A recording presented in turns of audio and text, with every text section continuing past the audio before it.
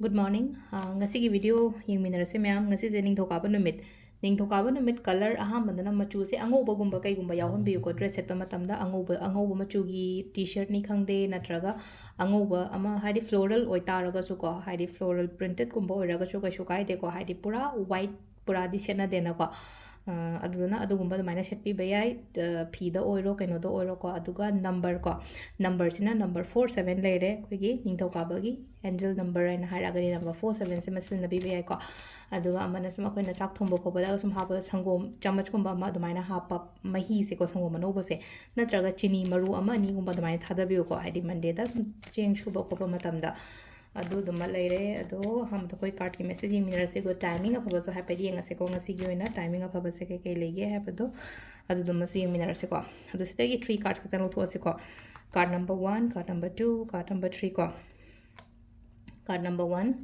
card number 2 card number 3 ꯀꯣ 1 2 3 ꯀꯣ ꯑꯍꯨꯝꯁꯤꯒꯤ ꯃꯅꯨꯡꯁꯤꯗ ꯑꯃ ꯈꯟꯁꯦꯀꯣ ꯅꯝꯕꯔ 1 ꯁꯦ ꯈꯟꯁꯤꯔꯥ 2 ꯁꯦ ꯈꯟꯁꯤꯔꯥ ꯅꯠꯇ꯭ꯔꯒ 3 ꯁꯦ ꯈꯟꯁꯤꯔꯥ ꯍꯥꯏꯕꯗꯣ ꯑꯃ ꯈꯟꯕꯤꯔꯁꯦꯀꯣ ꯍꯥꯏꯗꯤ ꯐꯔꯁꯠ ꯀꯥꯔꯠ ꯈꯟꯕꯒꯤ ꯑꯣꯏꯅ ꯌꯦꯡꯉꯁꯦꯀꯣ ꯐꯔꯁꯠ ꯀꯥꯔꯠ ꯀꯣ ꯁꯤꯗ ꯂꯩꯁꯦ ꯀꯣ ngasi daily oina yengapani ko plan myam ama lai ko implement tauke kaina khalle ko hadi implement tauge hari pangthoke na khanbase aina ngasi je haidare ko asima su chatpa asima su tawwa asima thajan ba khochan ba haimna chingba any kind of thabak haitara ko sida hadi dum myam phajana pangthoke haina khalle ko atu do खल्लगा लेगनो को चलो दुगी पोतो आइना ngasi pangthoke haina khalise khallamagam leno ayuksida yam thina energetic oiraga talakumba yoroko matam natrang haleraga leno ko astan dharakpa khotarakpa hari du feel torpa yaiba ko aduduna yaragadi aina ngasai hadi ayukta khangiba aina ngasi nongalakpa matamda ai tauge khotke haina khangiba khotke mayam do aduda tawo khanjanaraga hadi maning hangano ko number 2 ko number 2 sina mi punba khotpa su oibe yai imanabi punba su yai kitang harau te amba numit kumba oina oi ko ngasi se nungsi chana leiba khotpa adagi even haitar ko pot kumba masak thokpa pot kumba lakpa su yai ko mungda kaida adudu masu leire ko number 2 gi sina ko number 3 ko number 3 sisu yamna positive oina lai ko hamba gi se ko thawing khang gumba ai tare ko aina hana ga sum khallaga tawraga leikibagumba adugi result reward gumba lakpa su oi ko sida laite adi potse aina hana tawgi bari samna habada akhina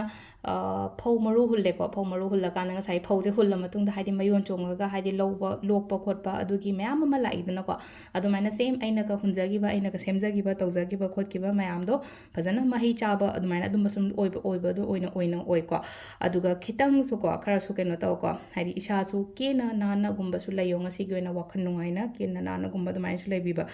aduga timing sina ayuki pung 3 ga minute yankhani thoi dena taruka minute ko nipan phong lere dagi nipan ga minute ahum dena mapan ga minute 38 phong lere dagi 12 ga minute yankhai dagi na pung 8 ga minute ama phong lere ko dagi mapan ga minute yankhai dena 38 ga minute 30 phong lere dagi nungdangi na 12 ga minute 38 dagi na 3 ga minute yankhai ma thoi phong lere ko sisina koi gi ngasi gi oina afaba timing ko ado sida lere koi gi daily card message se ma'am thank you